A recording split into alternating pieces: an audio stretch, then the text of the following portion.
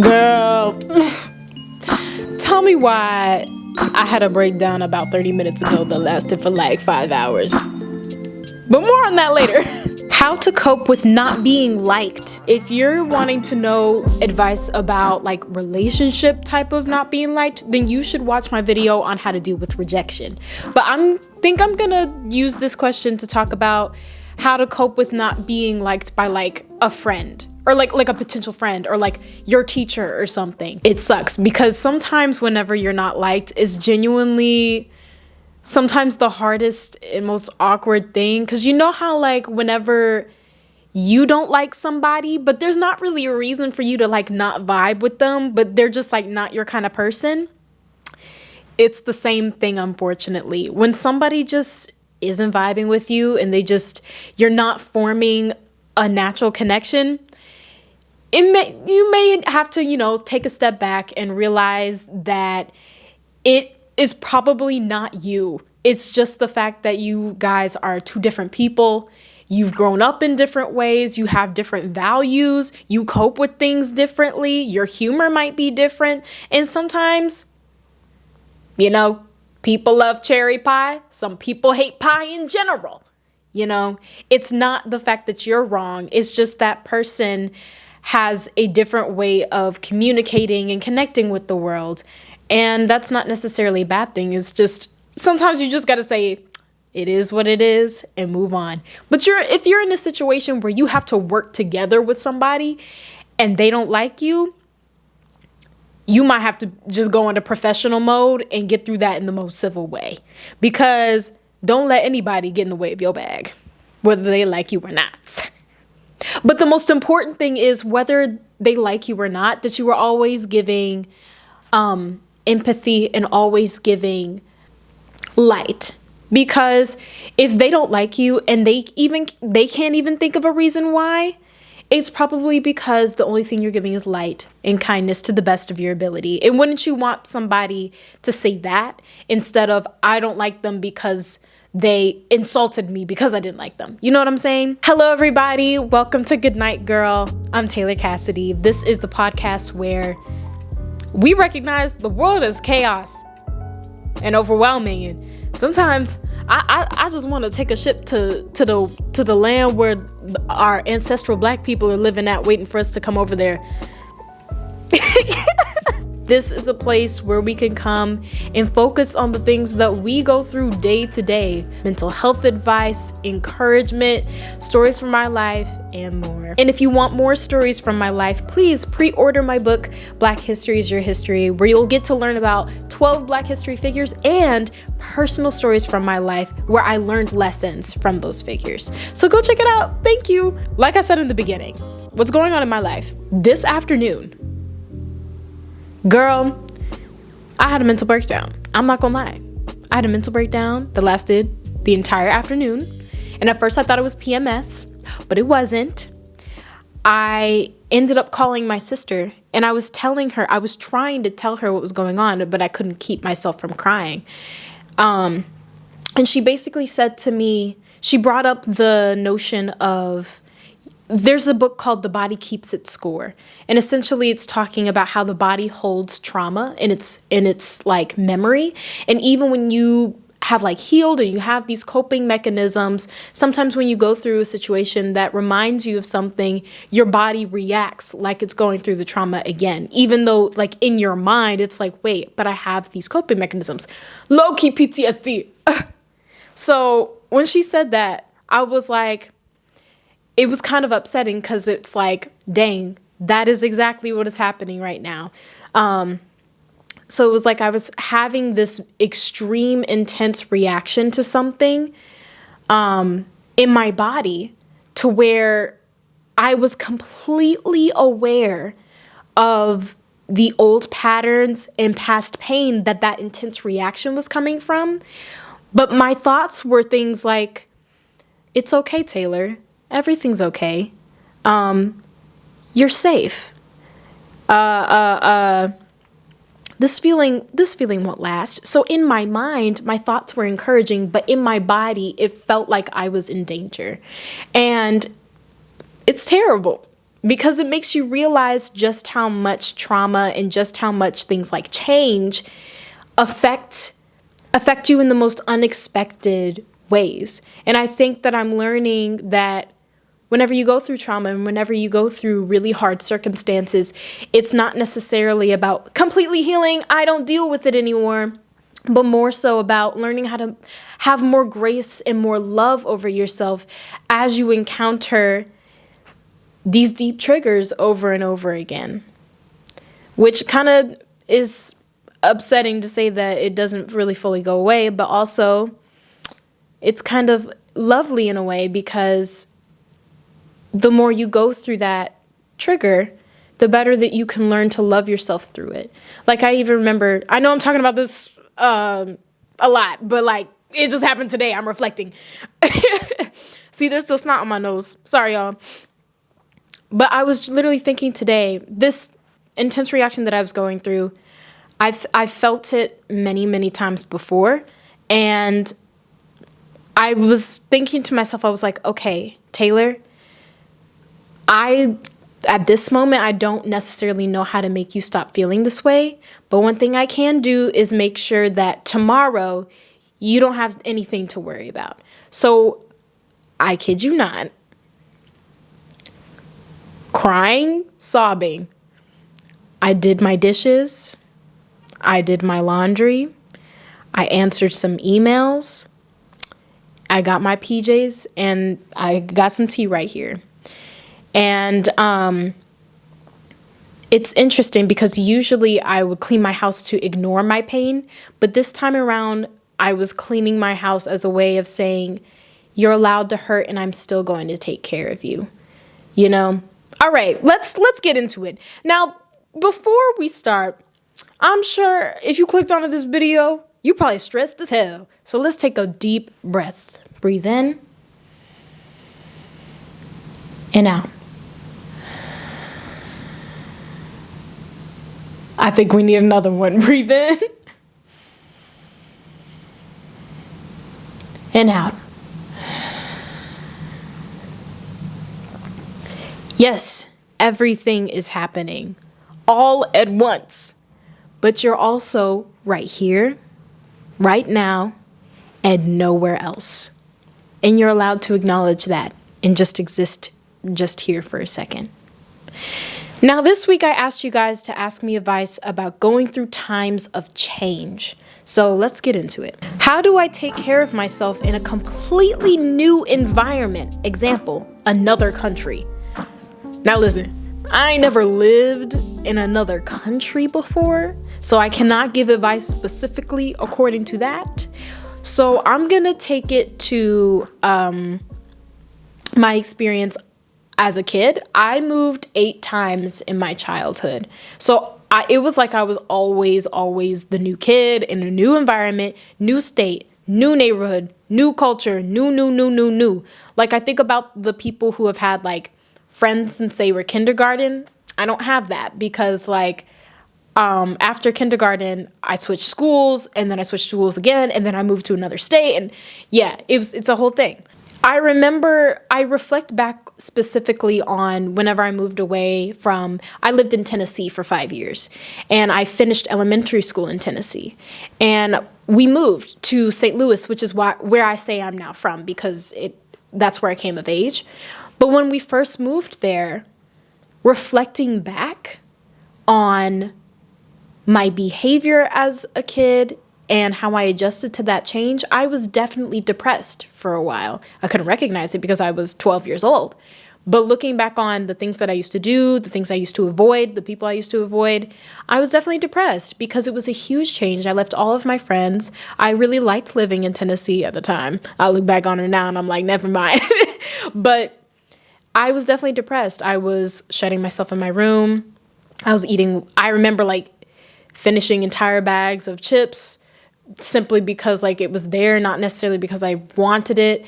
I didn't really want to talk to anybody. Whenever I was at school, I didn't want to make any friends. I was depressed. It was a new environment and I was starting completely fresh. But as the time went on, and as I continued to move schools, even in St. Louis, I've learned that the best thing that you can do whenever you're in a new environment is jump into new communities as best you can.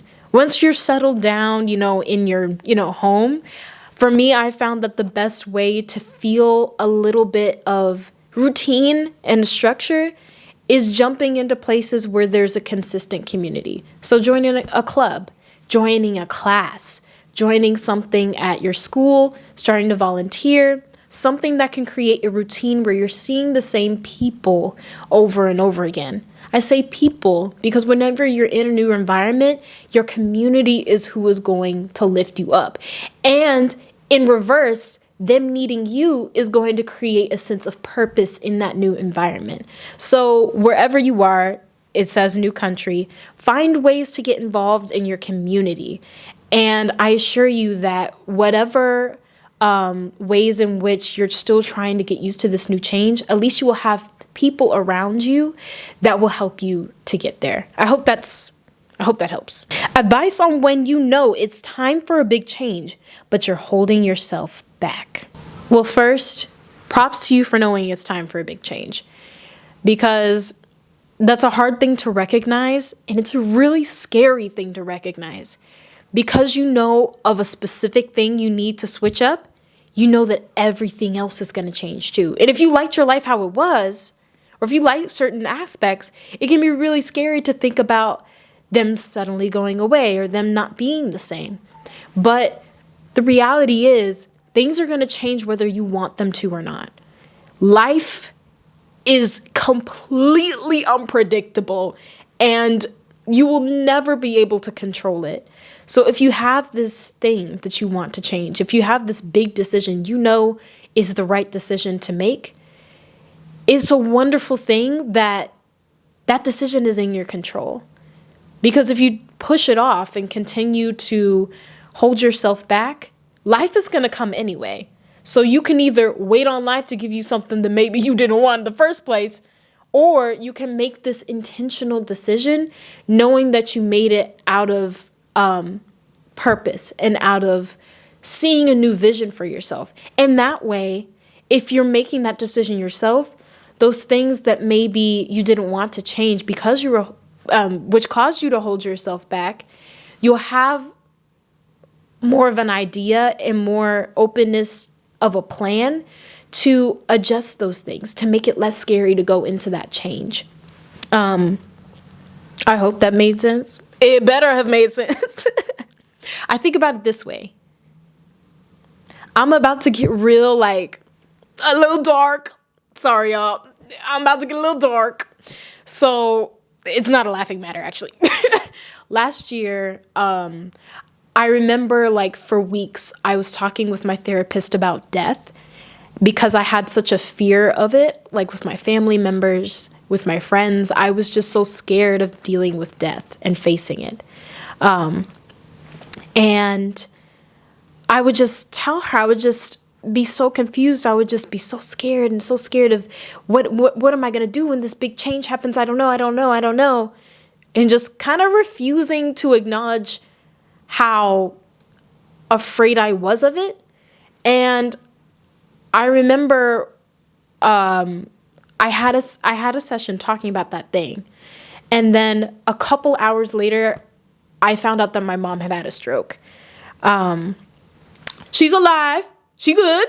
She back to doing things. Let me preface that. She's good.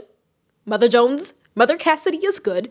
But in that moment, I didn't know she was going to be good. So it was like I was staring down the barrels of life, realizing that I could either keep on running away from this feeling, running away from this really difficult emotion, or I could wait for life to literally give me no decision, but to deal with it. And that's exactly what happened. So, you know it's time for a big change, but you're holding yourself back. I'm going to once again reiterate, life is not going to wait for you. So, if you know it's the right thing to do, do it. Do it. Yeah. How do you cope with the losses? Expression. I had a friend group and something happened to where I had to stop being friends with that friend group, and it really, really hurt me. really deeply for a really long time because I had held so many memories with them, and they were a core part of me, like coming into my adulthood. And at the time, it was very heartbreaking for me for a very long time, deeply. But I knew the best thing for me was to let them go. And it was extremely hard because essentially you're mourning something, and you're losing something because of a change you decided to make.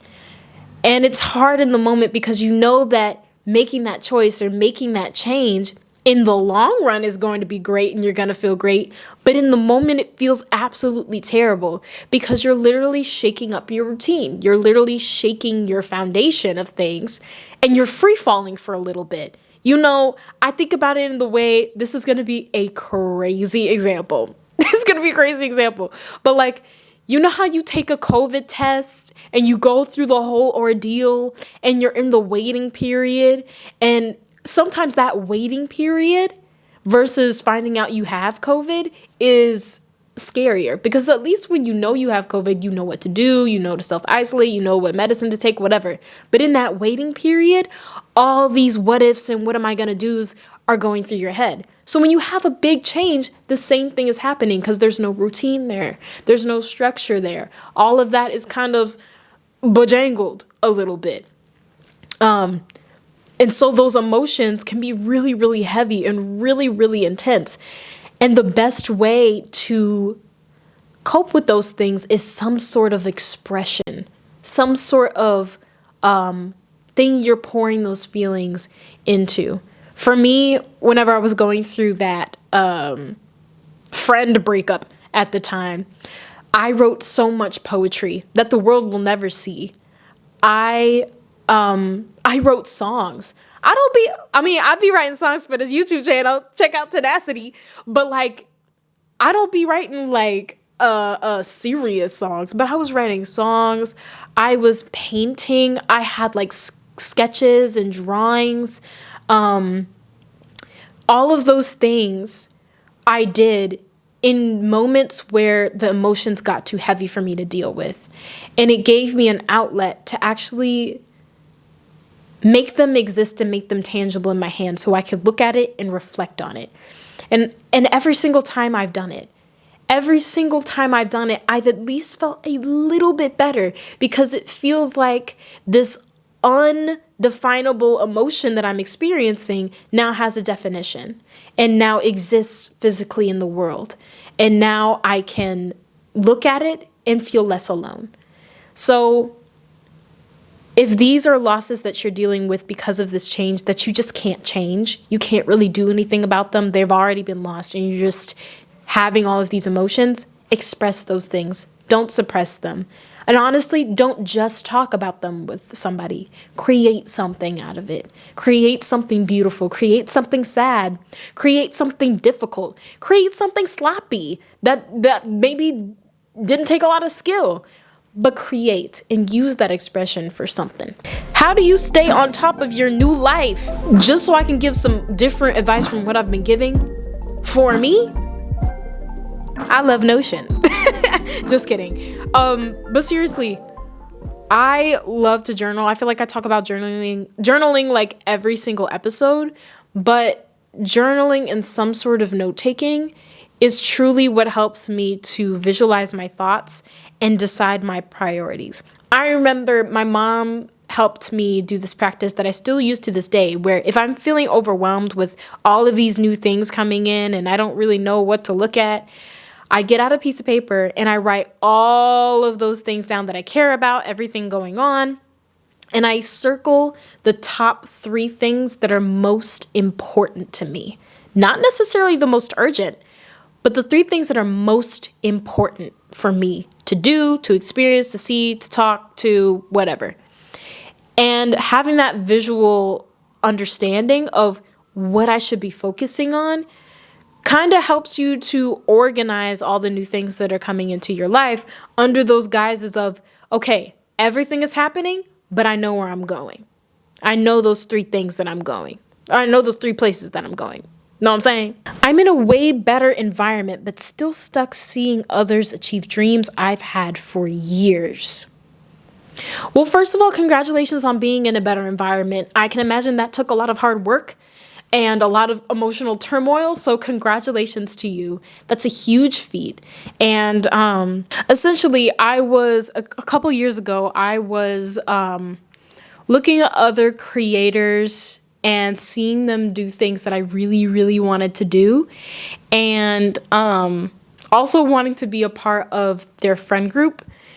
And it was interesting to me because, like, at the time, like, I didn't really know what it was about my content or me that, like, I wasn't part of that. Like, I felt a lot of jealousy and a lot of longing to be a part of that community.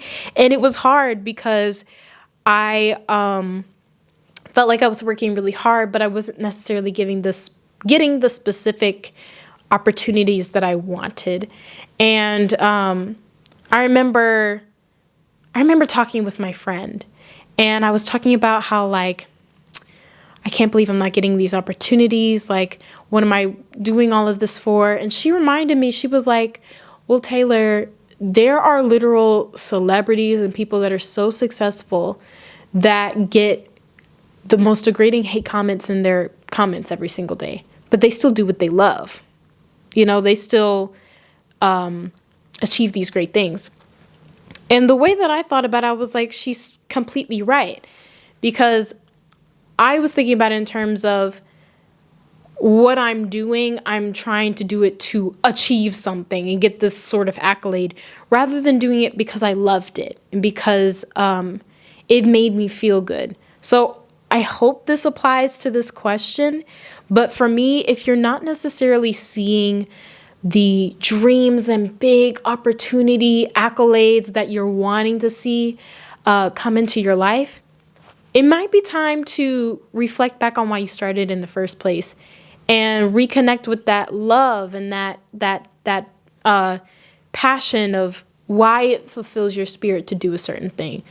Why does it make you happy, and why does it make you glad that you're involved in what you're involved in, that you want all those dreams and accolades? And I promise you that if you reconnect with that and start creating from that, start doing from that, studying from that, whatever it is, that joy, the accolade and big dream that you have will be a complement to the joy and purpose that you have found in that thing. That's how I felt during that time. A cool story I'll tell is that was kind of happening. I was having some problems with TikTok. This is when TikTok was like really, really glitchy. And it was really frustrating. But I made a pact with myself. I said, okay, I'm going to work really, really hard to make sure my content is at the most quality level so that my portfolio looks beautiful to me. So that, like, I pictured it as like my TikTok account being like a photography portfolio. But I wanted it to look like that because I wanted to look at it and know that I made the best content from my heart that I could. And whatever came from that, okay. But even if it fails, I'll know that I did the best I could and I put my heart out there, and every single piece of content or art that I made or that I presented to the world, I loved and I was proud of. And so I did that. And for months, in like TikTok culture, so many of those videos flopped. So many flopped. But I loved them. And I loved them so much. And eventually, I got an offer from Nickelodeon to be a correspondent with them for their Nick News kids show. And by the time that offer came in, I wasn't so nervous and frantic, like, oh my gosh, this opportunity finally came. I had it in my spirit. I remember going into the meeting thinking, okay, this opportunity is now here. But now I know that my work and me, I am valuable whether this opportunity came or not. And because of that, I feel that I was able to go into that opportunity with more professionalism and more of an understanding on how to bring quality to the table rather than hesitation or nerves or something like that. So yeah, my advice to you is find that purpose and find that love of why you started in the first place, rather than focusing on what everybody else is getting and what everybody else is doing. And also go look at the jealousy podcast of Goodnight Girl. I think that'll help you a lot. That is all the questions I have today.